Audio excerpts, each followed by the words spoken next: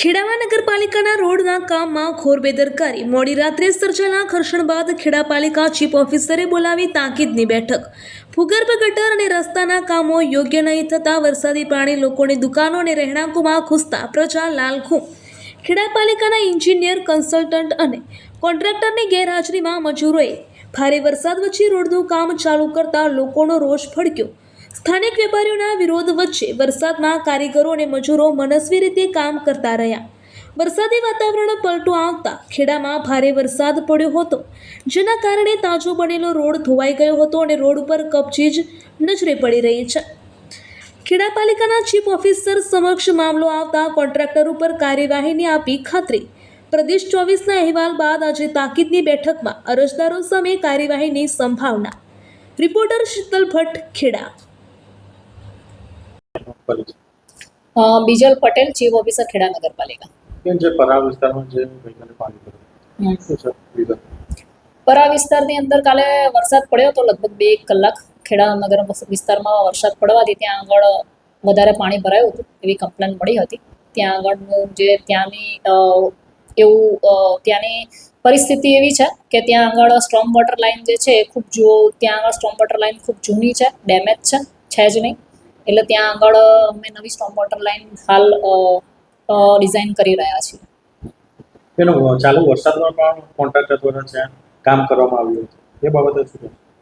ચાલુ વરસાદમાં કોન્ટ્રાક્ટર દ્વારા પરા દરવાજા વિસ્તારમાં જે કામ કરવામાં આવ્યું હતું, એટલે કામ કરતા હતા અને વરસાદ પડ્યો એવું એમનું કહેવું છે. એ બાબતે એ બાબતે અમે એમને આજે એક મીટિંગ રાખેલી છે અને એ બાબતે અમે એમને શિક્ષાત્મક પગલાં લેવાના છે.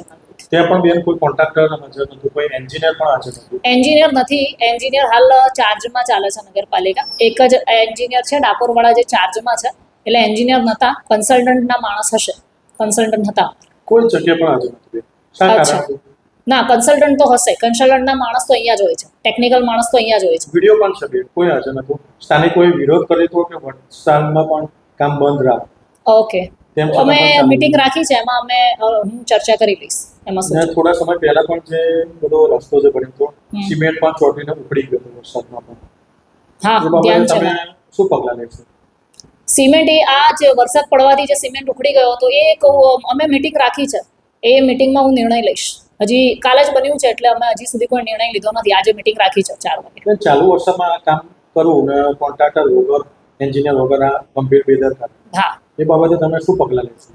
એ બાબતે અમે જો ખરેખર એમણે એવું કર્યું હશે અને કોઈ પણ ટેકનિકલ માણસ વગર એમણે પોતાની મનમાની કરી હશે તો એમના પર શિક્ષાત્મક પગલાં લેવાશે, નોટિસ અપાશે, એમની ડિપોઝિટ કટ થશે. બધા જે પણ પગલાં લેવાના છે બધા અમે લઈશું.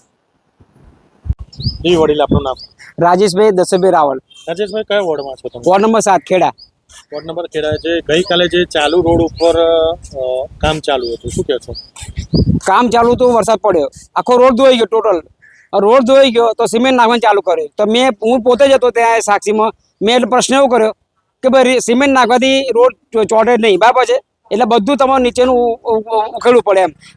સિમેન્ટ નહોતો, આખો સિમેન્ટ દેખાતો નહોતો, કપચી રેતી દેખાય, બરાબર? તો પછી પાવડા બધું લેવું જ પડે ને. તો બે વિરોધ કર્યો. એ વિરોધ થતાં 11 વાગી ગયા. અને 11 વાગી ગયા એમાં રીટાબેન છે, ભાજપના જેટલા કાઉન્સિલર છે બધા ત્યાં આવી ગયા અને ધમકી આપવા મળી કે અમે છે, અમે રોડ બનાવી તું એમ કે પેલા કહેવાય તો અમે અહીં રોડ બનાવી. પછી રીટાબેને એવું કહ્યું, કલમ લગાવી એક્સિડન્ટ, બરાબર છે? એક્સિડન્ટ કલમ લગાવી, પોલીસ ફરિયાદ થઈ મારે, બરાબર? અને પછી કેટલું યોગ્ય ચાલુ વરસાદે રોડનું કામ કરવું કેટલું યોગ્ય? પહેલામાં પેલું તો પ્રશ્ન એમ છે કે તારીખ 12/2/2026 રોજ ગર્વિશ ઇન્ફ્રાસ્ટ્રક્ચર અમરેલી વાળાનો કોન્ટ્રાક્ટ આપ્યો. એ કુલ 51 કામ, 5 કરોડનો કામ એને આપ્યા. એક કામ નહીં કર્યું એ કોન્ટ્રાક્ટરે, અને એ પેટા કોન્ટ્રાક્ટ આપે. ચાલુ કામ દરમિયાન કોઈ કોન્ટ્રાક્ટર, કોઈ એન્જિનિયર હાજર હતા ખરા? એન્જિનિયર નહીં, અને ચીફ ઓફિસર નહીં, કોન્ટ્રાક્ટર નહીં, કોઈ નહીં, બધા મજૂરો. એટલે કહી શકાય કે ખેડા નગરપાલિકામાં લાલિયાવાડી. ખેડા નગરપાલિકામાં છેલ્લા 20 વર્ષથી આ પ્રશ્ન છે. કોઈ નથી એન્જિનિયર હાજર હતા, નથી કોઈ માપ નહીં, કોઈ નહીં એમ. અને કોન્ટ્રાક્ટર હાજર જ નહીં એમ.